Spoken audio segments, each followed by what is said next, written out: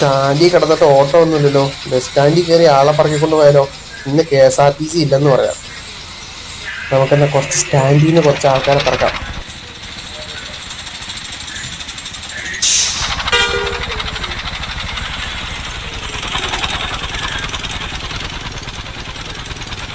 ഒന്ന് രണ്ടുപേരുണ്ട് കേട്ടോ വണ്ടിക്കകത്ത്.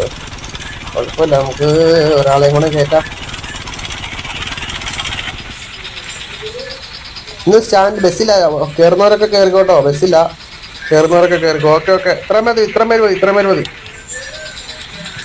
സീറ്റ് ഫുള്ളായി കേട്ടോ. എല്ലാവരും തിക്കി ഒതുങ്ങിയിരിക്കുക. നമുക്കപ്പോൾ പയ്യെ പോവാല്ലേ. KSRTC ബസ് എന്നതിന് മുന്നേ വിട്ട് പോവാം, അതായിരിക്കും നല്ലത്.